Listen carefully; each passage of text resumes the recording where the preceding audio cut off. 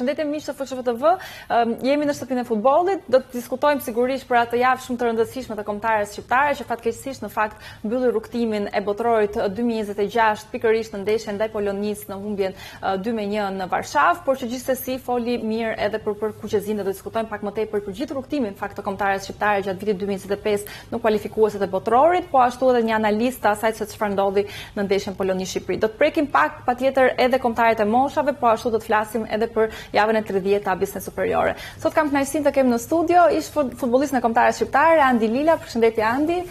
Mirë se vjen në FSHTV. Të kemi pasur fakt edhe më herët për një rubrikë legjenda të flasim, por tashmë vjen edhe në studion ton për pikërisht për një datë shumë të rëndësishme, pak se po flasim për një nga ndeshjet më të rëndësishme të kombëtares tonë. Kënaqësi gjithmonë, faleminderit për ftesën, edhe pse unë kam bërë një tërheqje nga mediat, s'para kam dalë, po ja ke lënë ekskluzivitetin vetëm për FSHTV. E konsideroj shtëpinë time dhe s'mund ta refuzoj asnjëherë. Patjetër. Elvis Rexha, komentator, gazetar i mirënjohur i sportit. Përshëndetje Rexha. Hera e parë në FSHTV, praktikisht si e shikon një medium të tillë? Role ndryshe bashkë. Megjithatë është kënaqësi që jam dhe turë suksese. Dhe sigurisht është kënaqësi edhe për faktin që tifozëve shqiptar i dhurohet më shumë për sa i përket futbollit dhe veçanërisht skuadrës kombëtare. Patjetër. Florian Riza si për herë me ne në studio. Përshëndetje Riza. Përshëndetje Riza. Ku e pe ndeshjen si përfundim? Ndeshjen e pash në Tropikal. Bashkë me lojtarët e ekipit të 19 vjeçarëve, me stafin e tyre dhe me delegatin e turneut të UEFA për 19 vjeçarë. Po, sepse do diskutojmë edhe për ta. Dhe në fakt dua të them që ajo analiza i pasqyrimi i fakteve e realitetit përkon me 3 vjet aktivizim të ekipit kombëtar, pa nga data që trajneri Silvinjo mori drejtimin e ekipit kombëtar, ka pasur 2 evente madhore për të përfaqësuar Shqipërinë, pra qoftë në kampionatin evropian Gjermani 2024 apo kampionatin botror Amerik 2026. Kështu që pasqyra jonë do të jetë institucionale, do të jetë profesioniste, realiste, po për të 3 vitet që trajneri Silvinjo ka qenë drejtimin e ekipit tonë kombëtar. Sigurisht, sepse nuk mund të diskutojmë vetëm për një ndeshje specifike. Është një ecuri shumë e mirë, shumë profesioniste, kemi parë kualifikime, kemi marrë pjesë në kampionatin evropian, kemi shkuar deri në raundin e parë play-off të Kupës së Botës. Pra, si përfundim, do të thoja që kjo analizë do të shërbejë në këtë drejtim, që ne të njohim realisht me vlera, me detaje ecurinë e ekipit kombëtar për këto 3 vite. Po, patjetër, pak më vonë faktikisht do fokusohemi që i gjithë rrugtimi i kombëtares shqiptare gjatë vitit 2025 në këto kualifikuese, por specifikisht ndalemi pak tek ndeshja Poloni-Shqipëri, e cila në fakt foli shumë mirë për kuqezinë në pjesën e saj të parë, pastaj shkoi në fakt me eliminimin në fund, por gjithsesi duke e marrë paksa në detaje nga fillimi i ndeshjes deri në fund. Rexha, çfarë interpretove ti nga ajo ndeshje? Shiko, unë mund të flas në aspektin gazetares, në atë përjetimin që ne marrim në momentin që përcjellim emocionet e skuadrës, pra që nga dita e parë e prezantimit listës, stërvitjet, sigurisht më herët me ndjekjen e lojtarëve, pra pjesën më të madhe të futbollistëve ne i transmetojmë pothuajse javë për javë në digital në kampionatin e tyre. Dhe kisha një bindje që të paktën ndeshjen e parë me Poloninë do ta kalonim. Isha shumë i bindur për këtë, sepse i referohem dhe faktit që edhe skuadra polake në atë që e gjykoj unë nuk ishte në formën e saj më të mirë. Edhe nga ajo që pam fush, kam përshtypjen që sikur ajo ndeshje zgjaste jo 90 minuta apo 96, por edhe 24 orë zgjaste. Vetëm në mënyrë që skuadra polake mund të shënonte në portën tonë ishte duke i bërë ne dhuratat. Na befasoi Silvinjo me mënyrën se si e aktivizoi skuadrën. Gjithë mendonim që ndoshta 2 lojtarët më në formë që ne kemi patur përpara kësaj ndeshje, pra Mehmeti dhe Muçi, do të ishin në fushë. Na befasoi duke mos i aktivizuar, duke i besuar, po themi, gardës vjetër. Analizën mund ta bëjnë më mirë teknikët, por paktën atë se çfarë shifra tregojnë, prisim që të ishin të 2 lojtarët. Megjithatë, ecuria e ndeshjes deri diku tek minuta 55-60 na tregoi që Silvinjo ka patur të drejtë. Pra, ajo ndeshje më pas dhuroi disa mendime të ndryshme. Në mendimin tim është që deri minutë 60 kanë 18. Zëvendësimet që Silvinho bëri ishin të gabuara. Në momenti kur ndërhyri, duhet ndërhynte pak më shpejt. I referohem ndoshta dhe faktit që rasti i dytë nuk duhet të kryqëzojmë Bajramin, sepse rastet kanë humbur lojtarët më të mirë, por rasti i dytë i Pilos ishte një mbrojtës. Një mbrojtës Andi ka qenë vetë mbrojtës. Një mbrojtës në 10 raste, 9 është i destinuar që mos t'i kthejë në gol. Në perceptim të përgjithshëm. Ndërkohë, në 10 raste një sulmues, 9 është i destinuar që t'i kthejë në gol. Pra, ky lloj raporti them që duhet marrë në konsiderat edhe në momentin kur bëhen zëvendësime. Trajneri mori përsipër t'i bëj ashtu si e mendonte dhe sigurisht që dhe fatura pastaj i shkon Silvinhos. Andi, si e pe ndeshjen? Ti ke qenë lojtar i kësaj kombëtare, di presionin e ndeshjeve të tilla kaq të rëndësishme, ke luajtur edhe në Europian, si nga aspekti psikologjik ndoshta i lojtarëve, i frymës së grupit, sepse në fakt lojtarët kanë qenë shumë të motivuar për këtë ndeshje, por ishte presion i kundërshtarit, ishte një stadium shumë i mbushur, ishte ndoshta mungesa eksperiencës në kompeticione të tilla. Sigurisht, për sa i përket hierarkisë së ndeshjeve, mendoj që kjo është ndeshja më e rëndësishme që ekipi kombëtar shqiptar ka luajtur ndonjëherë, sepse arritëm në një nivel që se kishim bërë asnjëherë më parë. Pa diskutim që në një stadium të tillë ka shumë komponentë dhe shumë elementë brenda, siç e thatë edhe ju, është ana emocionale, është një kombi tërë që ndjek këtë ndeshje dhe çdo futbollist nuk ka nevojë atë ditë për fjalët e trajnerit, për motivim, për sa i përket motivimit, sepse motivimi është i kalon të gjitha përmasave.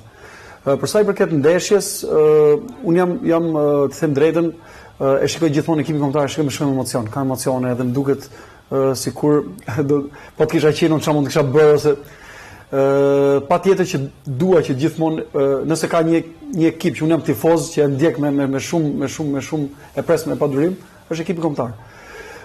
Patjetër që u mërzita për sa i përket që nuk e kaluam, sepse i kishim të gjitha mundësitë që ta kalonim dhe të shkonim në ndeshjen tjetër kundra Suedis dhe do të ishte mirë nëse e themi nga ana interesit personal, nuk kam një akademi futbolli.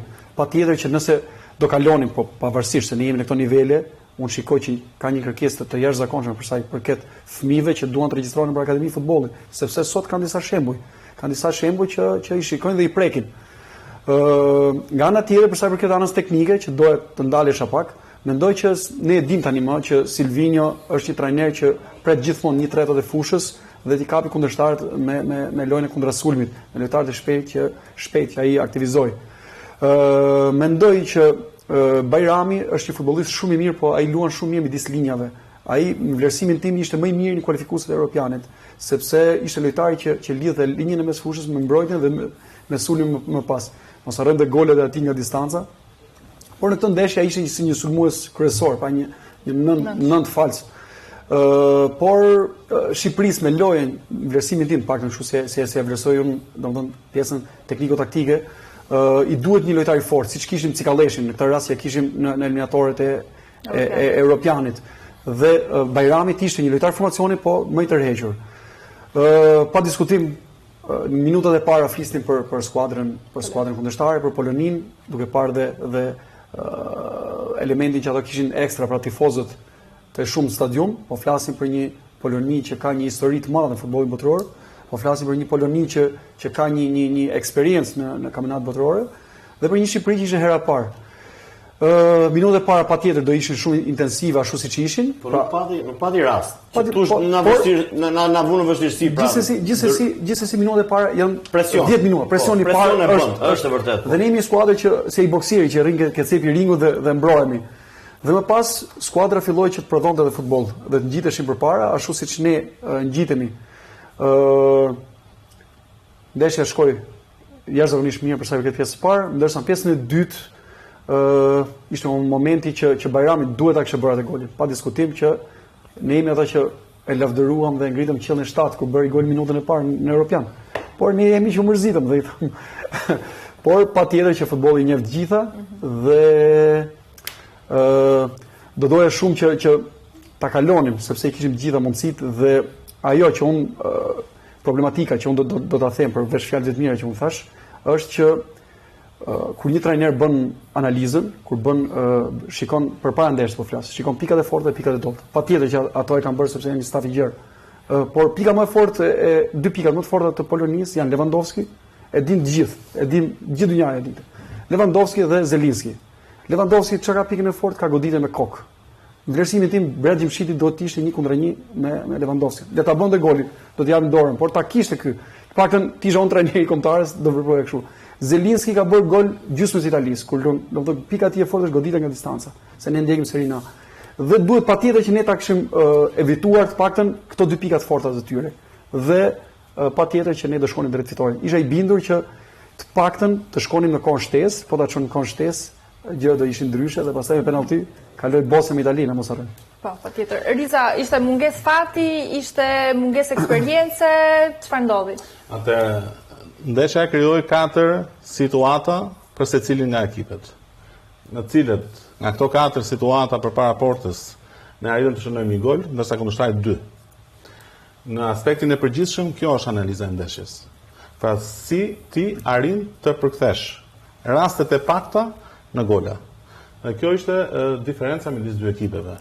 Në aspektin e trajtimit të trajnerit, pra si e mendoi trajneri ndeshjen në Poloni, mendoj që ishte zgjidhja maksimale. I vendosur shumë mirë në fush, pavarësisht atyre 5-6 minutave të para që janë në presion, le të themi hipotetik, se më tepër është dëshira e madhe për të filluar shpejt ndeshjen sa të jetë një presion i vërtet, dhe pastaj kemi parë me 10 minuta të pjesës parë, ku kundërshtari nuk ishte gjendje të pasonte topin. Janë disa, ndoshta mbi 4 raste të pasimit topave direkt jashtë vijave kufizuese të fushës në pasimet e tyre dhe gabime, siç është rasti i shënimit të golit nga ana jonë. Kjo erdhi si rezultat i vendosjes të jashtëzakonshme në fushë lojtarëve tanë, i qarkullimit në mënyrë të saktë të topit dhe daljes në mënyrë efikase në portën e kundërshtarit. Ndoshta aty tek fillimi, hyrja e zonës së kundërshtarit, kishim disa raste të tjera që nuk i vlerësova si raste, por nëse do të kishte një zgjidhje më maksimale të personit që ishte në kontakt me topin, pra këtu një rast ishte Hoxha, një rast ishte Barami, një rast ishte Uzuni, pra se cili prej tyre nëse do të kishte një zgjidhje më të mirë ose më racionale të situatës, mund të ishim në avantazh më herët me kundërshtarit. Pjesa e dytë pastaj, shiko, këto gabimet janë të tilla që kur gaboi ky mbrojtësi i Polonisë, neve arritëm të shënojmë gol. Mund ta presim edhe në rastin e kundërt, pra është kompensues futbolli. Gjithmonë e kam vënë këtë pikë pyetje të madhe që a do dim neve të dalim nga situata pasi jemi në efektin e pcimit të një goli për shkak të një gabimi. Kjo është shumë e rëndësishme. Do të ishim një ekip i fortë, nëse do të kishim një eksperiencë të vazhdueshme në ndeshje finale, por kjo është një finale, kjo është ndeshje me skualifikim direkt. Kam rezervat e mia për sa i përket formatit. Nuk mundet që një ndeshje me eliminim direkt të luhet në fushën e një ekipit. Minimalisht UEFA në formatin e saj do ta shikojë këtë si një zgjidhje maksimale në një fushë neutrale. Nuk kam asnjë arsye, nuk kam qenë kurrë në grup me Poloninë gjatë këtyre eliminatorëve, as Polonia s'ka qenë në grup me ne, nuk e di se si dikush arrin të përzgjedh njëri nga ekipet luajnë fushën e tij, se është avantazh i jashtëzakonshëm. I ka dhënë me 50% shanse më shumë me short apo që ta. Jo, nuk është me short. Ka qenë pas lidhjes në FIFA, praktikisht ndeshja e parë, ndërkohë ndeshja e dytë ka qenë me short ndeshja e dytë praktikisht. Po, mbetemi tek statistikat Riza, sepse do të shohim tani se në gjuhën e statistikave se si u interpretua në fakt ndeshja Poloni-Shqipëri, praktikisht golat 2-1, pra 2 Polonia, 1 Shqipëria, gjuajtjet në port 7 Polonia dhe 14 Shqipëria, mbajtja e topit 52% Polonia, 48 Shqipëria, për praktikisht shumë afër, duelet të fituara 98-97, goditjet nga këndi 6-2, duela erore 20-7, faule 20-12 dhe rikuperime topi 79-78. Statistika relativisht të përafërta, le të themi. Sepse ndeshja e tillë ishte. Pra unë nuk them që ne patëm avantazh, por ne e bllokuam kundërshtarin për pjesën më të madhe të ndeshjes, e bllokuam shumë mirë dhe arritëm të qarkullojmë topin nëpërmjet lojtarëve tanë, të cilët janë jashtëzakonisht cilësor për sa i përket qarkullimit të topit. Shumë të saktë. Pra ne jemi një ekip i vendosur mirë. Nuk është se bëjmë shumë përpara, por edhe kemi garanci për sa i përket të mbrojtjes. Tash gabimet kësaj natyre mund ndodhin sepse ajo goditje nga 30 ca metra aty dyshimi është vetëm ky, që kur lojtari që ka topin në zotrinë dhe po përgatitet godasi portën, orientohet për ta goditur me pjesën e jashtë të këmbës, mbrojtësi jon orientohet në krahun e kundër sigurisht do godasi me të brendshme në saj. Pra vetëm ky pozicion e nxjerr një kënd të portës, pra të shtyllës pingull e nxjerr të lirë. Ndoshta mund të tegmoj edhe portierin dhe kjo pastaj e ndërlikon situatën. Kjo është një nga ato fatet që ky që shënoi golin, ta gjutën ja 30 herë tjerë atë nuk e bën më gol. Por tash fati ndeshjes kjo është, pra i luan në shtëpinë e tij për. Po, patjetër. Sigurisht do të vazhdojmë me analizën e ndeshjes edhe pak më vonë, por ndërkohë do të zhvillojmë tani një lidhje direkte me ish-lojtarin e kombëtares shqiptare, me fushorin Klaus Gjasula, i cili ka qenë në fakt edhe në Poloni gjatë ndeshjes, ka qenë edhe në analizën e ndeshjes më pas me broadcasterin. Klaus, përshëndetje. Përshëndetje. Faleminderit që pranove ftesën për të qenë në FSHV. Kemi folur edhe më parë në fakt në lidhje me ndeshjen në Poloni. Si e pe ndeshjen, si e interpreton ti, sigurisht duke qenë dhe ish lojtari kombëtares, por edhe nga ajo çfarë peti në fushë? Nga ana ime unë pas të ndeshje mirë nga ne. 10 minutat e para, çerekorën e parë ishin çik në vështirësi, po u gjite ajo punë që polun jashtë në Poloni, minutat e para janë gjithmonë të vështira. Pastaj morëm vetën, me thonë të drejten, hoqemi që atë frikën ose nervozitetin, edhe bom një lojë të mirë, do më thonë lujtëm ashtu si ishe për të luajtur. Nuk lam shumë raste për kundërshtarin, kryum vetë raste në pjesën e dytë më shumë, po lujtëm ashtu si është për të lujtë, vetëm ishim një mundësi që nuk e bonëm golat. Pra, se çështje e fati më tepër. Ti, Klaus, ke luajtur në fakt me Poloninë edhe më herët në kualifikueset e Europianit. E prisje këtë lloj Polonie pikërisht në këtë ndeshje play-offit? Me thotë të drejtën po. Polonia ka një emër të madh, po ai brezi mirë fare, domethënë që edhe ato lojtarë që janë në formë shumë të mirë, ka 1-2-3 vite që nuk funksionojnë më aq mirë si përpara. Edhe unë prita që ne do kena mundësi me vazhdu më thonë të drejtën, se nuk i shoh polakët më të fortë se ne. Ato kanë 2-3 lojtarë që normalisht kanë klasën internacionale edhe për kështu ndeshje, po si ekip nuk i shoh më mirë se ne. Ndërkohë duket sikur pas mbylljes së ndeshjes Klaus ka pasur le të themi një frym paksa më tepër negative tek ajo çfarë ndodhi në ndeshje se sa po themi një vlerësim i gjithë performancës së skuadrës, po ashtu edhe gjithë rrugtimit. Si ka mundësi ti duke qenë ish lojtar edhe që je njohur edhe me kritika më herët, pse është kjo frym negative pas një arritje kaq të rëndësishme, pra siç ishte arritja në play-off, pavarësisht se nuk u finalizua me një kualifikim? Unë kuptoj që gjithë njerëzit janë të mërzitur se ndeshja ishte ashtu që e kish mundësi me kalu. Edhe prandaj janë shumë të mërzitur, po prapë edhe unë nuk e kuptoj dot pse janë gjithë aq negativ, se për momentin rezultati të dhem edhe nuk je dot pjesë e botrorit, atë e dim, po prapë ishte një kualifikues shumë pozitiv për mua. Ne u kualifikuam për Europianin, tash ishim aq afër për të kualifikuar për botrorin. Për mua nuk ka vend për kështu gjëra negative, se ne jemi Shqipëria, ka kombëtare që presin 10 herë atë rastin, i vjen aq afër edhe prapë nuk e realizojnë dot. Ne tash kemi qenë herën e parë aq afër, do të rrim në kombët në tokë.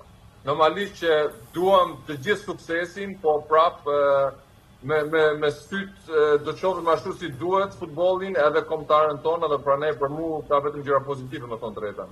Mas mërzitjes nga rezultati. Pikërisht duke fokusuar pak te ky rrugtimi i kombëtarëve, si to zhdukur i gjithë vitit 2025, sepse ke qenë prezent fakt edhe të disa nga ndeshjet e kombëtarës, kemi pasur disa fitore shumë të rëndësishme, jemi ndeshur me kombëtare shumë të rëndësishme, po ashtu dhe situatë që kemi bërë detyrat edhe me kombëtarët në letër të cilat kanë qenë le të themi më të thjeshta se neve. Pra praktikisht kemi mundur Andorrën, kemi mundur Letonin, kështu që në një farë mënyrë kombëtarja e ka bërë detyrat gjatë këtij rrugtimi. Si e ke parë ti 2025? Po edhe unë ashtu e kam parë, i kam bërë detyrat edhe kemi fituar me Serbinë. Kur ka qenë nuk kishim fituar ndaj me Serbinë, edhe prandaj do ta kuptojmë ne çka ka bërë kjo kombëtare. Unë e di që gjithmonë ne shqiptarë sidomos shohim gjërat e çik më negativ se duhet. Tash i themi që pse nuk luajmë aq shumë përpara, pse nuk luajmë aq bukur, po ne prandaj kemi suksesin. Se mbrojmë shumë mirë, nuk hajmë shumë gola edhe na duhet në shumicën e ndeshjeve vetëm një gol për të fituar ndeshjen, edhe kjo është shumë e rëndësishme. Patjetër, pra duket sikur kombëtarja është bërë cinike, le të themi, arrin të marrë rezultat aty kur duhet. Po duke u fokusuar edhe një herë tek ndeshja ndaj Polonisë, çfarë aspektesh vlerëson, çfarë të pëlqeu në fakt tek përfaqësimi i kombëtarës në atë ndeshje? Mu më pëlqeu shumë që, si e thash përpara, mas 10-15 minutat e para që një çik të vështira, edhe kishim më shumë nga ana ime, kështu si e ndjeva unë, lujte më shumë futboll, e hoqëm frikën, kishe shumë situata në stadium që ishin gjithë tifozat e Polonisë të urtë, se kuptuan Shqipëria po bëhet më fort edhe më fort, edhe si ta them, morën ndeshjen në dorë, nuk e di si ta them tamam shqip, që ishin shumë aktiv edhe më pëlqeu shumë të drejtën. Vetëm si e thash përpara, mungoi vetëm ai goli i dytë, se do kishte qenë një ndeshje fantastike. A është mungesa eksperiencës Klaus në kompeticione të tilla që rëndon më tepër, apo ishte presioni kundërshtarit, fakti që po luanim në transfert në një stadium të mbushur me tifoz polak, pavarësisht se kishte edhe tifoz shqiptar, por ndihej shumë superioriteti i polakëve. Pra çfarë çdoi, le të themi, në aspektin e kombëtarës tonë? Unë them që arsyeja ishte edhe fati. Ka lojtarë sa të dush në këtë botë, lojtarët më të mirë në botë që humbin raste. Edhe këto pika, këto përqindjet e fatit të duhen në mes një ndeshje për ta fituar atë ndeshjen, se ne ishim barabar. Polonia është një ekip i mirë, domethënë kanë kualitetet e veta me lojtarë si Lewandowski, Zielinski edhe ato që shënoven, ka një klasë internacionale gjithë ato vite.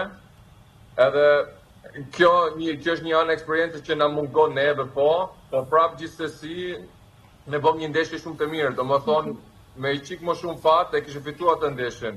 Shu ishte fati keq, kishe pas Polonia fatin, ashtu si e humbën edhe ato ndeshjen e fundit me Suedin, në minutën e fundit, ose para fundit, edhe shu është futbolli. Ne do të qopim përpara, ne do të mbajmë ato gjërat pozitive në mend, do të na japin forcë për të ardhmen edhe mos të hedhim tash pra gjitha në tokë. Në fakt, ajo çfarë ndodh gjithmonë, sepse Klausi ka përjetuar një eksperiencë të tillë fakt edhe në ndeshjen ndaj Kroacisë, prapë që në një farë mënyre shënoi autogol dhe më pas e përmirësoi duke shënuar një gol shumë të rëndësishëm. Edhe duket sikur po targetohen shumë lojtarë specifik për atë çfarë kanë humbur, mundësinë që humbi Bajrami, mundësinë që humbi Pilo, i cili në fakt ishte debutues në këtë ndeshje. Si mund të përmirësohet, le të themi, edhe kjo qasja që kanë tifozët ndaj lojtarëve të cilët kanë dhënë kontributin e tyre me kombëtaren, si Bajrami me shumë gola dhe me shumë performanca të mira, edhe që të ndrojë, le të themi, pak edhe kjo fryma e qasjes që kanë tifozët ose edhe mediat, se edhe mediat janë pjesë e kritikëve në këto raste. Unë me thonë të drejten, unë tash ja jetoj në Gjermani, luaj këtu futboll, edhe këtu nuk është ndryshe. Është bota ashtu që është një sport publike, të gjithë janë trajnera, të gjithë japin mendjen e vet, mendimin e vet, edhe panaj ndodh kjo gjë. Ne çik do të kemi atë, do ta ndjejmë çik më ndryshe si popull për kombëtaren ton, që për të ndihmuar edhe çunat, se asnjëri nuk e bën me dashje, edhe kanë treguar të pasëm që kanë shënuar shumë gole si Nedimi, edhe pranaj nuk është gjë e lehtë. E di që është shumë e rëndë të dhem në atë momentin, po prapë janë çunat e jonë, është kombëtarja jonë, japin maksimumin, kanë luftuar çdo ndeshje në këtë kualifikim, edhe prandaj do ta vlerësojmë atë. Patjetër. Rexha, ishte një pyetje për Klausin? Klaus, përshëndetje. Më tepër Klausi tha që çështje fati, edhe pse unë nuk besoj shumë që është çështje fati. Nëse Klausi do të ishte në pozicionin e Silvinjos, a do të guxonte që të hidhte në fushë më herët Muçin dhe Mehmetin, sepse e shoh që është pak më shumë mungesë kurajo dhe nga e trajnerit për ta provuar, pra nëse ti do ta fitosh një ndeshje, duhet edhe zyrtarët të cilët janë më në formë që bëjnë diferencën. Dhe kjo është pyetja, pra do të guxonte ti bënte zëvendësimet më herët dhe ndryshe. Klaus? Unë të kuptoj ty se Muçi ishte një formë të mirë, okay. Po një gjë tjetër.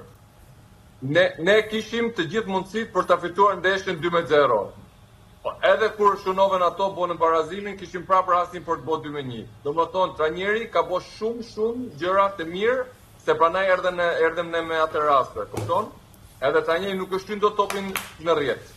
Ai vetëm mund përgatiti ekipin ashtu si duhet edhe ekipi ka bërë një paraqitje të mirë. Unë ju kuptoj, Muçi është në formë shkëlqyshëm, edhe për mua, edhe unë do kisha pas qef me pa ca minuta më shumë, po prap gjithsesi. Klaus, nëse në vend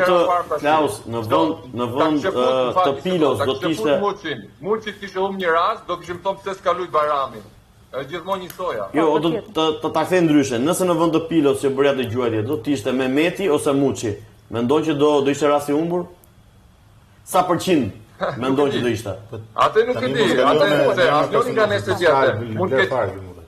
Në atë rast mund të ketë qenë Cristiano Ronaldo e do ta kishte humbur. Po, prandaj mbetemi përsëri tek elementi i fatit. Me art në ashtu rast. Mbetemi përsëri tek elementi i fatit. Fakti trajneri Silvinho e përmendi që në intervistat pas ndeshjes që Pilo ishte edhe një zgjedhje, një lloj përforcimi i krahut të majt, sepse po gjendeshim në vështirësi faktikisht gjatë fillimit të pjesës së dytë pikërisht në krahun e majt, që pikërisht në atë rast, po, në atë rast ishim në vështirësi në atë zonë dhe sigurisht që Pilo duke pasur karakteristika edhe të një mbrojtësi, po nga ana tjetër edhe me shpejtësinë mund të dilte në kundërsulm, kështu që u mendua si një zgjedhje. Klaus, si shikon të ardhmen e kombëtares shumë shkurtimisht sepse kemi 2 miqësorë në qershor, nga ana tjetër kemi një kompeticion si Nations League dhe vitin tjetër janë kualifikueset për Europianin. Unë e shoh kombëtarën tonë në rrugtim shumë të mirë. Normalisht tash kundra Polonisë kishim dy lojtarë që nuk kishin marrë edhe shumë minuta në klubet e veta, është e rëndësishme që të ndryshojë të ardhmen. Edhe të vazhdojmë këtë rrugtimin, ashtu mendoj unë. Unë shoh 2 vitet e kalume shumë të mira, kishim pas sukses, 2 vitet më të mirë ose 3 vitet më të mirë që ka pas kombëtarja jonë na herë kështu rresht, edhe prandaj do të vazhdojmë këtë rrugtimin. Shpresojmë të shkojë. Provojmë të fitojmë çdo ndeshje, edhe do na vi suksesi. Patjetër. Shumë faleminderit, ishim me Klaus Gjasulën, do të jemi sigurisht në kontakt edhe patjetër në bisedat e tjera. Faleminderit Klaus që ishe në FSHF TV. Faleminderit a ju. Ishim me Klaus Gjasulën, ish lojtari kombëtar, i cili na bëri një analizë le të themi të asaj çfarë ndodhi në ndeshjen në Poloni. Rexhati ishte edhe në fushë praktikisht që qenë afër lojtarëve, afër çdo gjëje që po ndodhte aty, si e peja gjithë atmosferën. Tani çfarë është zoni që shpërthen lot, nuk është gjë e mirë, apo lojtarë të tjerë, cilët e konsiderojnë si shansin e fundit të karrierës së tyre për të qenë në një botror. Pjesa më e madhe e tifozëve sigurisht që se dëgjova atë që kërkove Klausit, pra nuk mund t'i kërkojmë tifozëve të jenë objektiv, pasi rasti më konkret është Suleman Mema, vajza e tij me pankart doli kur ndryshoi nga Tirana tek Partizani duke e shar, pra janë emotiv. Edhe në këtë aspekt nuk mund t'i themi tani tifozët që Bajrami na ka çuar deri këtu dhe mos e shani, sepse ata konsiderojnë si një mundësi. Jo, po ideja është të shihet e gjithë Patjetër, po vlera e Bajramit nuk diskutohet. Unë vazhdoj të jem i mendimit, edhe pse trajneri Silvinho dhe në pyetjet tona pas ndeshjes gjithmonë përgjigjet me diplomacie, përcjell pyetje, pavarësisht se ka mënyrën e vet, ndoshta duke mos ju përgjigjë, anash kalon në gjëra të tjera, por mendoj që nuk është çështje fati. Vazhdoj të jem i mendimit që nëse zëvendësimet do të ishin ndryshe, me lojtarët cilët gëzojnë formën më të mirë, atëherë do të ishte dhe rezultati do të ishte ndryshe. Nedim Bajrami nuk ka faj ke rasti humbur. Nëse ai rast do t'i qëllonte në pjesën e parë, kur t'ishte më i freskët fizikisht, jam i bindur në mos 100%, por 99% që do ta bënte golin. Pra një lojtar i cili ka luajtur 12 ndeshje, të lutem, 12 ndeshje as 300 minuta me ekipin e tij. Tani nuk ka. Ndërkohë Elsi Pysaj nuk luan tek klubi i tij, por ndërkohë ishte ai që e çoi pikërisht golin. I përgjigjem teori. Nuk është e njëjta gjë eksaktësisht që ndodhi edhe mua kur isha në ekipin kombëtar. Gazetarët, se kam me ju personalisht, në përgjithësi, kur grumulloheshim, domethënë spikasin disa emra të tjerë, dhe kur vite java stërvitore, informacion luante Andelina informacion. Dhe kjo nuk ka trajneri Silvinho, jam i bind që shikon gjatë javës Muçi është gati, pra jep atë grin atë në seancë stërvitore, ky tjetri që thatë ju. Pra është edhe pjesa e gjatë përgatitjes javore që bëhet me skuadrën, dhe ai trajnerët janë njerëz që ta mbyll, domethënë se e kisha personalisht të gjën. Dhe unë nuk jam i asaj që ne të merremi dhe të fokusohemi me emra të përveçëm. Mendoj që ato që ishin 11 në fushë për mendimin e trajnerit, në fund fare trajneri prandaj është i ka zgjedhur sepse i shikon prandaj thashë, deri në 60 ka më 10. Në atë se si gjykoj unë, por nëse shikojmë atë që të ve pikën fjalisë, nëse ne përqendrohemi, pra po bëj një metaforë, nëse ne përqendrohemi vetëm tek një pemë dhe nuk shikojmë atë pyllin e madh, jemi gabim, mendoj, sepse kjo kontare ka bërë shumë mirë. Dhe te pylli do dalim në fakt. Dhe nuk dua që të merrem emrat për të përveçëm. Po, jo specifikisht vetëm për seri kam Eksakt. Ja, Andi, nëse na arrim diskutojmë këtë ndeshje në këtë pikë sezonit, është për faktin që kjo skuadër ka bërë shumë mirë. Po pikërisht, mbetemi tek. Po prandaj ngjelim këtu, sepse ti luajtur me kontaren të sezonit, askush nuk do të besonte që ne do vinim këtu. Po askush nuk e dinte që ne do të shkojmë në Serbi. Pse lu ky dhe s'lu ky? Jo, ma jemi në mirë. Neve Ky është mendim pas ndeshjes kur çdo gjë ka përfunduar. Po vlen edhe të diskutohet se çfarë u bë në gjithë këtë kohë. E para ne nuk kemi marrë rastisht këtu. Ky ka qenë programuar që pas marrjes pjesë në Kampionatin Evropian 2024, në Gjermani 2024, janë dhënë objektiva të qartë që ekipi kombëtar i Shqipërisë synon kampionatin botror dhe minimalisht fazën play-off të tij. Dhe deri këtu objektivi është realizuar. Ani për shumë arsye, fati është pjesë e lojës. Nuk ka asnjë më dyshje që edhe fati jon ishte në pjesën e parë që arritëm ta shënojmë një gol, po edhe fat ka edhe të tillë për shembull. Kam qenë unë në ndeshje finale Shqipëri-Shqipëri 3-0. Po është dhe fati atij që komenton. Ke qenë ti në të gjitha ndeshjet e kampionatit evropian, ke dalë 2-2 me Kroacinë. Andi po gjithashtu ka luajtur edhe me sfushorit djathtë për të forcuar dyshen e krahut djathtë, ndërkohë që dikush tjetër media pse luan këtu? Po sepse kështu është loja.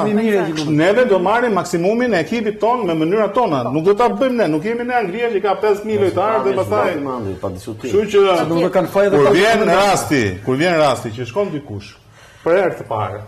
Detyrimisht që mund të shoqërohet me këtë fat, me fatin e keq që ka një person me kjo. Sigurisht që është e rëndësishme të fokusohemi tek rrugtimi dhe pikërisht ndalemi pak tek rrugtimi i Shqipërisë gjatë vitit 2025 që na çoi në fakt në fazën play-off bashk Andi e kemi nisur me një humbje në Angli në fakt 2-0 që sidoqoftë foli mirë për Kuqezin, më pas u rikthyem në Tiranë me një fitore ndaj Andorrës, më pas patëm pak vështirësi me Letoninë në transfert, por ndërkohë bëmi ndeshje shumë të mirë me Serbinë në një barazim këtu në Albania, mposhtëm Serbinë në Leskovs, po ashtu edhe një ndeshje dinjitoze ndaj Anglisë pikërisht këtu në Albania dhe më pas kemi arritur të kualifikohemi pikërisht në ndeshjen ndaj Andorrës në transfer të vështirë në fakt 0-1. Si e vlerëson të gjithë rrugtimin e 2025-s? Rrugtimi është kurba është në rritje, pa diskutim, dhe çështja mbitor mund të themi që është fitoria me Serbinë, paktën në këtë eliminatorë në Beograd, aty ku luajtëm ne. Dhe përse përket Anglisë, patjetër që të gjithë e dinim që Anglia nuk është vetëm pretendente e grupit, por është pretendente të fitoj Kupën e Botës. Nëse të gjithë do firmosnim përpara se sa të luajnë ndeshjet që të ishin vendin e dytë. Vendi i dytë u arrit, objektivi dhe jemi këtu sot flasim, sinqerisht vjen shumë keq sepse minimalisht duhet kishim bërë ta kishim kaluar Poloninë dhe patjetër që me Suedin, se unë e pash ndeshjen Suedin me fragmente, se shikoj edhe Kosovën njëkohësisht. 3 herë ka dalë Suedia, 3 gola. 3 gola dhe mendoj që ne mund ta kalonim me këtë me lojën taktike që përdor Silvinho gjatë gjithë kohës që mbrohet fort, mendoj që ne Suedin do e kishim më të lehtë se sa Poloninë. Pra futbolli kundërshtove, prap del ke fjala ime, prap ke qardin e ke, sepse mund merrni më shumë. Dhe nuk është çështje fati kjo. Jo, unë nuk do të përmendim emra. Pati më mirë, unë i përmend emra. Ky po zgjuar, jo mora ai që punë meriton. Okej, patjetër që e kam vënë kurriz, ju gazetarët gjithkohë, pse luan Andi Lila me Shorit Djath. Patjetër sepse vrapo më shumë se ai tjetër kush ishte ose i Majt ose ku diu. Patjetër, por në rastin konkret, prapë edhe ti e ke një por në fund, pavarësisht se por është edhe nëse një ndeshje mbyllet 5-0, Reqa edhe nuk na dominoi kundërshtari. Kjo është e keqja. Nuk na do lë specialistët flasin. Ndërkohë dëshisë s'po merr vesh, kush është specialisti? Praktikisht të gjithë specialistë në jo, dakord, se secili ka drejt, por këtë deri ke trajneri nuk shkojmë dot ne. Domethënë, si bëri ndrime trajneri? Trajnerin kemi ne. Ai na udhëheq ne. nuk besoj unë që trajneri, nuk ka trajner që të bëjë ndrime kur rezultati 0-1 favor ti. Nëse dikush pastaj çalon plotësisht fizikisht dhe detyrimisht të ta zvendësosh.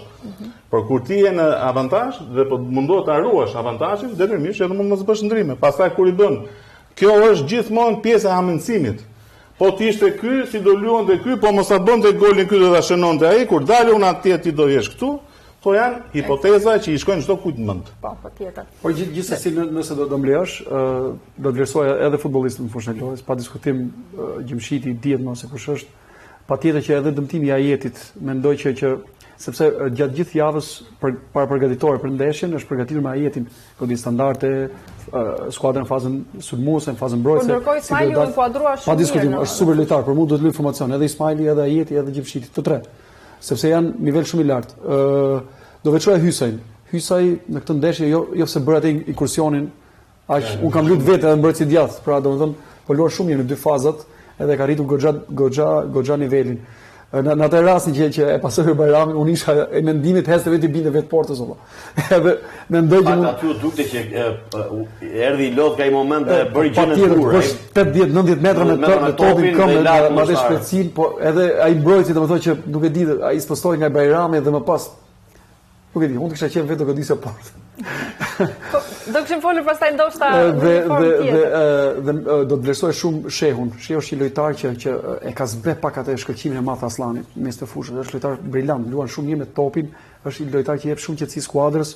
Mendoj që në disa raste ndoshta edhe për Aslanin nuk ka më vend kombëtar informacion në ndeshje specifike, po flas edhe ky është një futboll patjetër, kushdo që luan. Por Julian Shehu bën një paraqitje. Dhe kjo është vetë trajneri. Trajneri udhëheq ekipin fush. Dhe ndërsa për sa i përket Pilios, ta them dhe një fjalë për atë. Pilio erdhi 16 vjeç kur erdhi në Janin, ke pas Janina kur luaj atëherë në atë kohë, erdhi dhe ishte një djalë i ri dhe firmosi kontratë shumë i ri, luante në stërvitin me ekipin e parë të Janinës, pas Janinës dhe luante me skuadrën e dytë. Që në atë kohë që ishte djalë i ri, edhe unë të paktën kam dhënë atë kontributin tim që trajnerit ose presidenti thoya që firmosin kontratën, merrnin skuadrën e parë, aktivizoheni, është lojtar i mirë.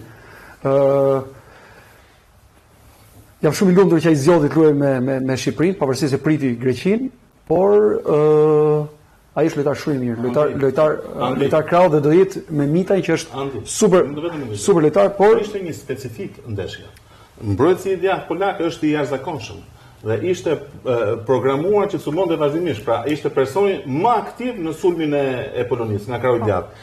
Dhe kjo ishte një mënyrë për ta frenuar. Flori kapi shumë mirë. Nëse ne kishim vështirësi, ne kishim kraun ton të majt me Mitajin. Do të thotë Mita ishte në vështirësi. Mori edhe kartonin e verdh dhe ishte në vështirësi dhe ai përdori Pilion. Po Pilio është lojtar shumë interesant, lojtar shumë i mirë dhe do ta rivalizoj seriozisht Mitajin, pavarësisht se ne kemi thënë që do fjalë mirë. Mbetet për ta parë sepse sigurisht Pilo u aktivizua në fakt edhe ndeshja e dytë ndaj Ukrainës. Ndërkohë që kombëtarja shqiptare nuk mbyll këtu rrugtimin le të themi futbollistik, sepse në qershor do të luajë edhe dy ndeshje miqësore që priten të zyrtarizohen në javët dhe në muajt në vazhdim. Ndërkohë nga ana tjetër nis një kompeticion tjetër i rëndësishëm në muajin shtator, që është Nations League, e cila është një mundësi ekstra patjetër edhe pse jo për të siguruar një fazë play-off për Europianin e vitit 2028. Ndërkohë nga ana tjetër shikojmë kalendarin e pikërisht të ndeshjeve të Nations League. Jemi në një grup me Bielorusin, jemi në një grup me Finlandën dhe San Marinon dhe fillojnë ndeshjet duke nisur nga data 26 shtator deri në datën 15 nëntor. Praktikisht do të ndeshemi me Bielorusin, më pas do të udhtojmë në San Marino, do të shkojmë në Finland, do të rikthehemi përsëri për të luajtur me San Marino në Shqipëri, po ashtu do të presim Finlandën dhe do të udhtojmë për të ndeshur me Bielorusin. Një rrugtim i rëndësishëm, Nations League mund të na sigurojë ndoshta edhe le të themi një gjysmë bilete për kampionatin. Flasim pak për formatin. Sepse për herë të parë dritarja shatorit dhe tetorit janë bashkuar bashkë. Pra do të jemi për 4 ndeshje në radhëzi me ekipi kombëtar. Çka do të marrë formën e një ekipi plotësisht klubi. Sepse të rish të thuash 4, po pse do luajnë 4 ndeshje radhëzi. Pra nëse normalisht do të ishte shtatori dhe tetori, dhe pastaj ndeshjet do rregullohen 2 javë, më shumë se sa vjet. Po pra, do bëhet, domethënë do luajnë 4 ndeshje. Çdo 3 ditë, çdo 4 ditë do ketë ndeshje dhe në këtë aspekt ekipi do konsolidohet shumë më tepër në këtë fazë të parë të grumbullimit. Kështu që e shoh si gjë shumë pozitive dhe kjo ndikoi pozitivisht në performancën tonë. Tani neve jemi ekipi për të mundur. në këtë grup. Pra ne jemi ekipi që vim me petkun e ekipit që shkojnë në raundin play-off të Kupës botës dhe pavarësisht se kemi zbritur nga një ligë më superiore, detyrimisht që përbëjmë edhe ekipin më të mirë. Kështu që në këtë aspekt ndeshjet do të jenë spektakolar, do na ndihmojnë neve shumë, por edhe nga kjo Nations League të jepet një mundësi për të avancuar për kampionatin evropian 2028. Sigurisht do të kemi hapësirë për diskutuar edhe përsëri për kombëtaren shqiptare, po ashtu edhe për performancat e legionarëve me klubet e tyre, siç bëjmë gjithmonë. Ndërkohë nga ana tjetër, kombëtarja U21 ka luajtur një miqësore ndaj Uzbekistanit në Antalya, që u fitua me rezultatin 3-2 me 2 gola të Eshnik Brutit edhe 1 gol të Ermir Rashicës. Si e pe ndeshjen, Riza? Rashica ka qenë vazhdimisht edhe në stërvitje me kombëtaren, po ashtu Bruti u grumbullua një herë me kombëtaren A. Tani sa më zyrtare të zhvillohet ndeshja, se këto gjithsesi quhen miqësore, por në aspektin tonë ne duam që të ketë garë të vazhdueshme, të jetë ndeshje e nivelit lart, ekipi po përgatitet të marrë pjesë në kampionatin evropian 2027. Dhe për këtë arsye duhen sa më shumë ndeshje, sa më shumë rival cilësor, sa më shumë në këtë aspekt. Mendoj që trajneri Bushi ka bërë mirë, ka fituar, është ekip që po fiton dhe mendoj që të ruaj këtë fitoret në vetvete ngren entuziazmin. Edhe e bën ekipin që kur vin momenti final, të jetë i duhur. Ndoshta Uzbekistani nuk është i këtij niveli, por kur ti mësohesh me fitore është më mirë. Kështu që unë mendoj jemi në rrugën e dur me ekipin e 21 vjeçarëve dhe shpresoj që përveç faktit që sepse nga 21 vjeçarë do kalojnë te ekipi i parë, do ketë lojtarë që do rivalizojnë me lojtarët aktual të ekipit tonë kombëtar, mendoj që kjo do i shërbej gjithmonë. Ta bëjmë më interesante bisedën, do të thotë se fjalët e mira pa diskutim do i themi. Vlerësimin tim jam edhe ambasador i Kampionatit Evropian U21 që zhvillohet në Shqipëri. Edhe për këtë arsye edhe ndjek kombëtarin 21 vjeçar, komunikoj me trajnerin Bushi. Do doja shumë që t'i japim një përparësi edhe trajnerit, po edhe skuadrës së 21 vjeçarëve përderisa ne luajmë, është fat i madh që luajmë në Shqipëri. Do doja shumë duke parë edhe kampionatin shqiptar si kategori superiore, por edhe kategorinë e parë, do doja shumë që federata bënte një rregull që të paktën një 21 vjeçar, një nën 20 vjeçar, të ishte me detyrim të luante në formacionin titullar, sepse është bërë më parë dhe jap një ndihmë shumë të madhe, por me që kemi edhe kampionatin evropian, luajmë grupe. Do doja shumë që shumë lojtarë nga Superliga shqiptare, nga kategoria e parë, të ishin anëtarë të Shpresave dhe sinqerisht do ta ndihmonte. Unë jam një ish futbollist i ekipit Shpresa dhe 18 vjeç unë luaj me ekipin e parë të Kavajës. Gjerman Liga luante me Vllaznin, Bala i luante me Vllaznin, Bakaj me Dinamon, ta disa shoshi me Apollonin, janë Arapi me Teuta. Të detyronin ekipin e Kavajës të bëjë informacion. Po gjithsesi ka lojtar shqiptar, të dish. Ka lojtar shumë, unë në sektorin e moshave, po unë shikoj që klubet kanë shumë frikë. Kanë shumë frikë të aktivizojnë lojtarët e ri. Duhet me patjetër bëhet një diçka që federata ndoshta të vënë një rregullor, një rregull që një nën 21 vjeçar ta fusin minimalisht 8 vit që kemi edhe kampionatin evropian, të jap një përparësi trajnerit që të ketë një dhimbje koke. Kur themi dhimbje koke është metaforë patjetër, po kur ka dhimbje koke trajneri e skuadra ecën. Pra çfarë zgjedh Florin apo zgjedh Vizin? Vetëm si diskutim ta bëjmë. Jo patjetër, po për të mirën e punës po flas. Si mundet që unë të detyroj një klub që ka buxhete 2 milion e gjysmë euro dhe të them ti tash hiq dorë nga e gjithë strategjia që ke përzgjedhur dhe do fusësh një lojtar se duam, se më thonë duket sigurisht në shtri, po ç'lidhje ka klubi me këtë? Domethënë, më duket shumë e vështirë që ne të aktivizojmë një lojtar. Përpara kësaj Flori do doja edhe këtë, domethënë ta kishte diku me mosha më poshtë, ajo mund jo ke mosha, po ke moshat që 19 vjeçarët mund të aktivizohen futbollist nga Afrika pafund në Shqipëri.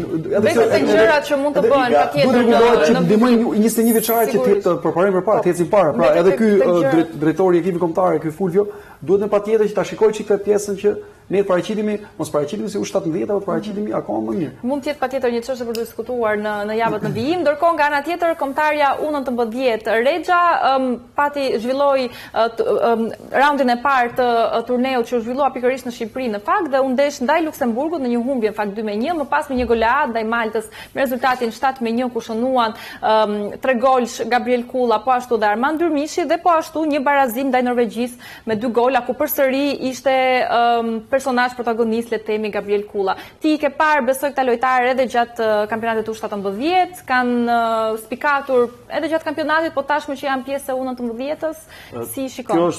Kjo është pozitive që një grup lojtarësh kalon nga një moshë tek tjetra. Për shembull, mbaj mend që Strakosha ka qenë që ke 19 vjeçarët kur u bë atëre Elite Round në Vlorë dhe vazhdoi, ka qenë një brez lojtarë që vazhdon dhe tek ekipi i parë. Kjo është diçka shumë pozitive, por ajo që nuk është që shoh si mangësi është që mungojnë rezultatet pra kualifikimet.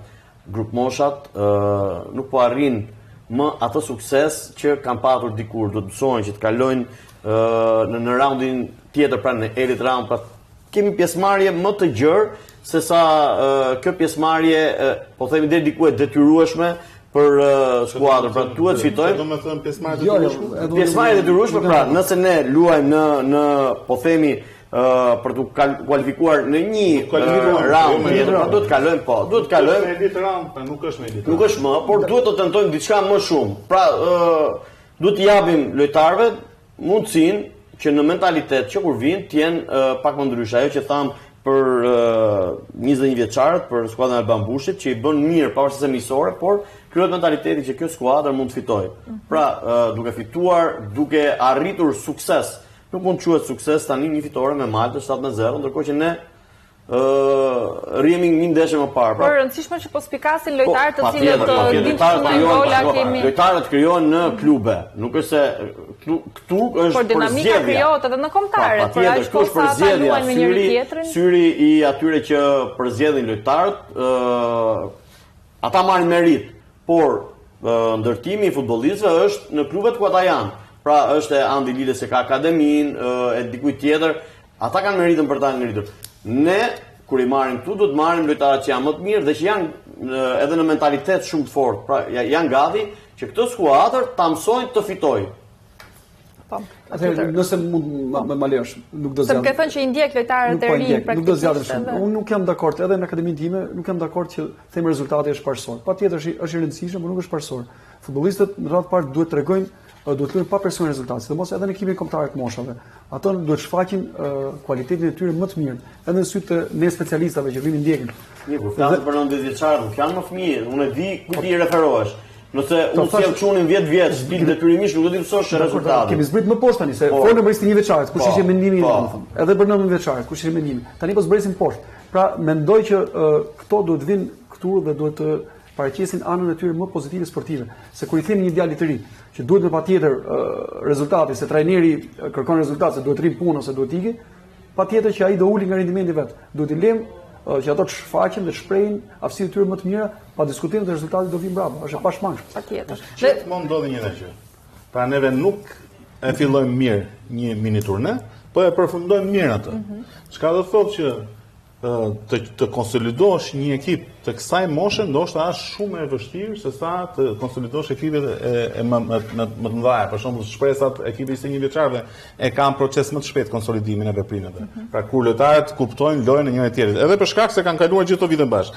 Se si grupe gjithmonë batinë shkojnë me njëra tjetrën. Është e vështirë që një grupi 15 vjeçarëve mos shkojë te 17-ta. Grupi 17-s mos kalojë në 19. Ku dëgjojmë lojtarët? Atëherë, ky ekip luajti mirë dhe ndeshjen e parë ndaj Luksemburgut. Pavarësisht se Luksemburgu kishte një lojtar jashtëzakonisht të shpejt, i cili nuk ishte vërejtur dhe bëri diferencën që në fillimin e ndeshjes. Pra të dy golet shënojnë me shpejtësi. Luksemburgu gjendet përpara një procesi shumë vështirë, pra kjo procesi psikologjik që si ti në presionin 2-0 arrin të reagosh. E njëjta gjë ndodhi edhe me Norvegjin, i cili ishte ekipi më i mirë i turneut.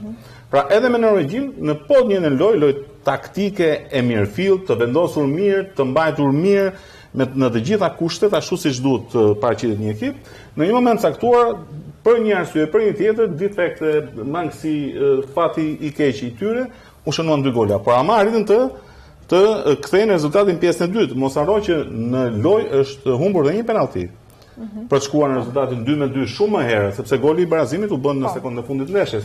Por ama kjo na jep neve të kuptojmë që ky ekip tashmë, i cili shfaqi disa mangësi, të rregullohen mangësitë dhe të eci përpara, sepse dallinja 2008 sapo ka filluar, ka një vit e gjysmë aktivitet për të luajtur, që kemi të bëjmë me lojtarë.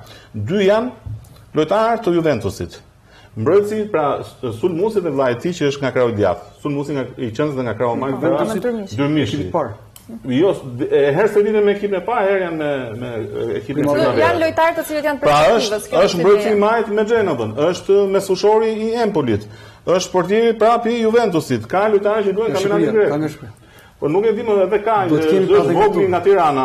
Pra ka lojtarë, domethënë, të këtij ekipi, dhe unë mendoj që ky ekip duhet parë me shumë kujdes sepse ka cilësi. Mund të jetë furnizues shumë mirë patjetër edhe U21-shit e pse jo dhe i kombëtarës së madhe në vijim. Po ndërkohë në fakt, ky turnej i cili fakt u zhvillua në pikërisht në shtëpinë e futbollit, nuk është turneu i vetëm që realizon Federata Shqiptare e Futbollit. Gjatë muajit prill do të zhvillohen kualifikuesit e kampionatit evropian U19 për vajza, duke nisur nga data 9 prill deri në datën 15 prill, ku marrin pjesë Shqipëria, Malizi, Turqia dhe Liechtensteini. Në vijim është UEFA Development U16 për djem, ku marrin pjesë Shqipëria, Japonia, Suedia dhe Austria nga 3 deri në 6 prill. UEFA Development U16 për vajza, ku marrin pjesë Shqipëria, Walesi, Norvegjia dhe Italia nga data 11 prill deri në datën 16 prill, dhe Kupa e Botës për futsal raundi paraeliminator, ku do të zhvillohet nga data 9 prill deri në datën 12 prill, ku marrin pjesë ekipet si Çipro, Shqipëri, San Marino, Letoni. Pra janë këto turnet shumë të rëndësishëm që zhvillon Federata Shqiptare e Futbollit, që i organizon pikërisht në shtëpinë e futbollit, dhe patjetër që Shqipëria është pjesëmarrëse, por që është një benefit shumë i madh që tregon që niveli i organizimit është i lartë për sa kohë besohen turnet të tillë kaq të rëndësishëm.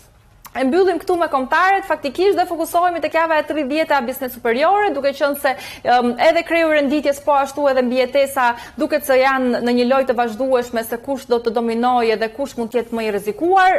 Nga dita e premte deri në ditën e diell do të zhvillohen disa ndeshje shumë të rëndësishme. Është Flamurtari Tirana, që praktikisht të dyja ekipet do duhet të marrin rezultat maksimal në mënyrë që të sigurojnë mbijetesën, që do të luhet ditën e premte në orën 19, Egnatia Bylis ditën e shtunë në orën 17, Partizani Vllaznia ditën e shtunë në orën 17, Dinamo City Elbasani po të shtunën në orën 20 dhe Vora Teuta ditën e diel në orën 15. Andi, ti e ndjek besoj kampionatin, si e shikon këtë garën, qoftë për kreun e renditjes, po nga ana tjetër dhe për mbijetesën? E kam parë kampionatin, ka ndeshje caktuar, ka një ritëm mbi mesatar.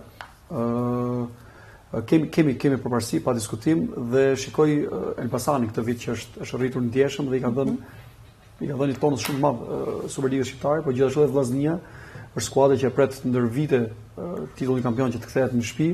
Patjetër që Egnatia është fituesja e kampionatit në 2 vitet e fundit, por mendoj që në këtë vit ka dhe skuadra të tjera, sepse në 2 vitet e tjera ishte një skuadra që jepte verdiktin dhe fitoi dhe 2 tituj. Mendoj që për vendin e 4 do luhet midis Partizanit dhe Dinamos. Jam i çuditur të them drejtën, i befasuar se si Dinamo në një nisje të jashtëzakonshme me trajnerin Daja dhe arriti domethënë që të dalë edhe nga 4-sha e parë.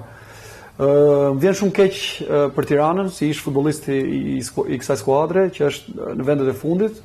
Mendova që kur mbyll dhe faza e parë, kur mbyll sezoni viti i ri, mendova që Tirana kishte shumë probleme dhe mund të shkonte edhe në kategorinë e dytë, por me ndërhyrje dhe me trajnerin Orges Çej, që është dhe një ish futbollist, kemi luajtur bashkë, kemi kombëtar, mendoj që po bën mirë dhe ka të gjitha shanset reale për ta shpëtuar mbijetesën.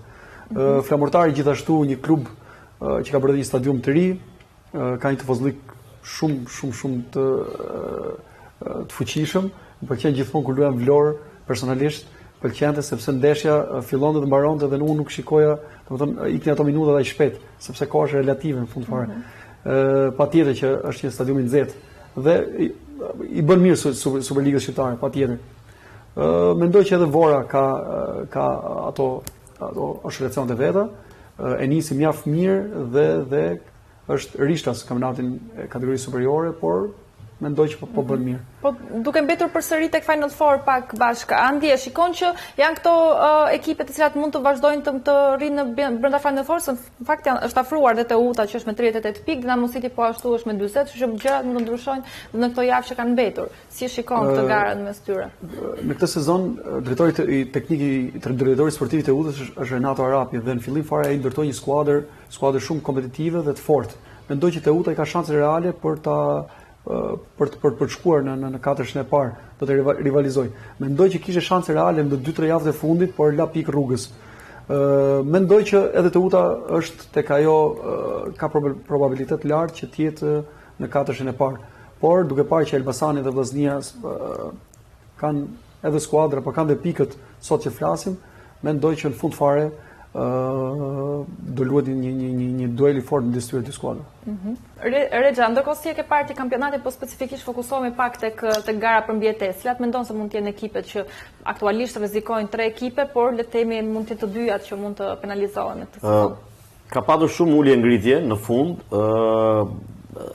dhe kjo për shkak të dinamikave që ka ndodhur. Për shembull, Flamurtari në një moment të caktuar e pash sikur mori rrugën për të ngritur dhe për të shpëtuar sezonin. Por më pas, përveç humbjeve, erdhi mungesa e trajnerit Moriero, fakti që ende nuk kemi një komunikim zyrtar, a është apo s'është më trajner i Flamurtarit. Ajo që ka ndodhi me trashin, historia, e bëjnë që Flamurtari të jetë ekipi në mendimin tim tashmë i rënë nga kategoria superiore.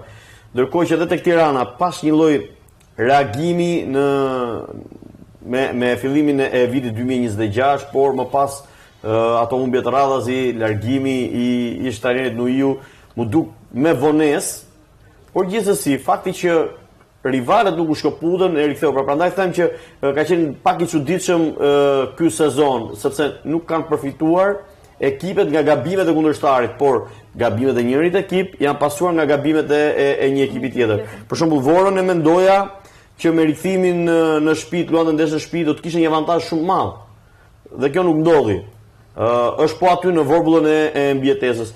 Megjithatë, kam përshtypjen që ndoshta pas kësaj pauze 2 javore, Tirana e shoh pak më lart se sa ekipet e tjera, për vetë emrin që ka, për mbështetjen që i jepet nga tifozët, sidomos ne kemi parë gjithmonë kur është situata më e keqe, tifozët janë gjithmonë më pranë ekipit, dhe për faktin që tashmë ka një trajner i cili e njeh këtë ekip, e ka kaluar një situatë të tillë, t'jep garanci rikthimi i Xhixhës, pra një lojtar i cili në kampionatin shqiptar ka peshë pavarësisht se nuk është në gjendjen e tij më të mirë, dhe në këtë aspekt e shoh një skuadër e cila ka më shumë gjasa në katërshe për mbijetuar, pasi se kush do të jetë ekipi që do të shoqërojë Flamurtarin, pasi thash Flamurtarin e shoh si të rënë, atë do të rregojë fusha. Sigurisht ndeshjet e ardhshme. Ndërkohë Riza, betemi prapë bashkë tek këto për ta mbyllur me ndeshjet e rëndësishme që ka java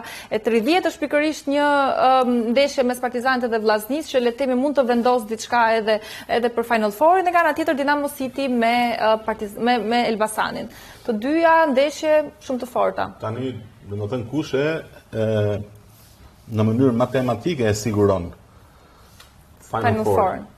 Pra, këtu pikpyetja bie vetëm mbi Partizanin. Besoj që 3 ekipet e tjera në një farë mënyrë me kalimin e 2 javëve të radhës, pra pasi mbeten 5 ndeshjet e fundit të kampionatit, do të thotë që në një farë mënyrë do të ketë zbardhje matematike të siguruarit për ekipin të sigurojnë vendin në Final Four, por problematika më e madhe detyrimisht që shoh që edhe një luftë që mund të jetë midis Dinamos, Teutës dhe Partizanit, ndoshta për shkak të ndeshjes drejt për drejt që mund ta fitojë njëra apo tjetra, mund të ketë siguri matematike edhe në këtë fushë. Dhe po kështu në rastin e 4 ekipeve të fundit, të cilat do luftojnë për nxjerrje 2 ekipe direkt jashtë nga kategoria dhe pastaj një të tretë e cila tek këto sfida që në fakt mund të vendosin Final Four, praktikisht Partizani Vllaznia, një fitore e Partizanit do të le të themi do të siguronte ose një barazim do të konsolidonte pak më tepër pozicionin e tij në Final Four, dhe po ashtu Dinamo City Elbasan, një fitore Dinamo se afron shumë më tepër me Partizanin. Siç sapo thash, pra janë 2 momente pas kësaj ndeshje. Si parashikon pra Po ta them. Pra ka të bëjë me këtë që, domethënë, edhe nëse se ke siguruar matematikisht, pra nëse Partizani barazon me Vllaznin dhe nuk siguron pjesëmarrje direkte në Final Four, ndoshta i jepet mundësi që në ndeshjen direkte me kundërshtarin Dinamo të kalojë nëpërmjet barazimit. Pra është avantazh i dyfisht. Në këtë aspekt mendoj që ndeshja shumë e fortë, Partizani Vllaznia ka qenë një ekip problematik ndër vite për Partizanin. Janë disa kampionate ku ndeshje direkte me Vllaznin kanë ndikuar në ecurinë e Partizanit. Dhe besoj që ndeshja është shumë e fortë, Vllaznia ka treguar që nuk është ekip që hap rrugë kollaj, është ekip shumë sulmues, ka shënuar gjithmonë gola, Bala është një gol shënues. Megjithatë, kur luhet në Tiranë, gjithsesi merr specifik tjetër. Për çiftin tjetër, Dinamo City Elbasani? Dinamo City Elbasani, të dyja ekipet janë cinike. Në këtë aspekt mendoj që Daja ka humbur shumë pikë për shkak të mos shënimit golave në fazën e tretë. Ka qenë problematika kryesore e Dinamos. Por në përgjithësi Daja e ka ekipin e kompletuar. Kështu që mbetet shohim që Gozenovic do jetë ai ciniku i këtyre javës, edhe ai ka me fat të madh ka fituar disa ndeshje për cilat s'ka qenë shumë. Po ka skuadër serioze. Po, patjetër. Mbetet sigurisht të shohim kjo luftë për katërshin e parë bëhet sepse edhe ndikon tek financat. Unë dëgjova një ditë një intervistë të një presidenti që tha, nëse nuk futemi në katërshin e parë, do kemi në halt madh për sa i përket financave. Dhe kjo është një luftë, duke parë që akoma edhe ligji i sponsorizimit nuk e di në cilin nivel është, që duhet me patjetër, por përderisa nuk është faktikisht. Përderisa nuk është ky ligj, prandaj gjithë skuadrat luftojnë për të kapur këtë katërshin dhe po patjetër. Forcojnë financat. E kemi anoncuar edhe pikërisht në programin ton fakt një skem financiare që në fakt klubet të cilat shkojnë në Final Four kanë edhe një spuntë po themi financiare më tepër. Sigurisht që mbetet për të parë se çfarë do prodhojë edhe java e 30, ndërkohë siç e kemi anoncuar edhe më parë nga data 16 deri në datën 31 maj, të gjitha ndeshjet do të luhen në Air Albania në orën 19, kështu që ka shumë emocione për të prodhuar Final Four. Unë dua të falenderoj Elvis Rexha, Andi Lila, Florian Riza, faleminderit Andi, të presim përsëri Rexha po ashtu në programin tonë për diskutuar pak më tepër për biznes superiore. Ne do të shihemi të mërkurën tjetër, deri atëherë mirupafshim.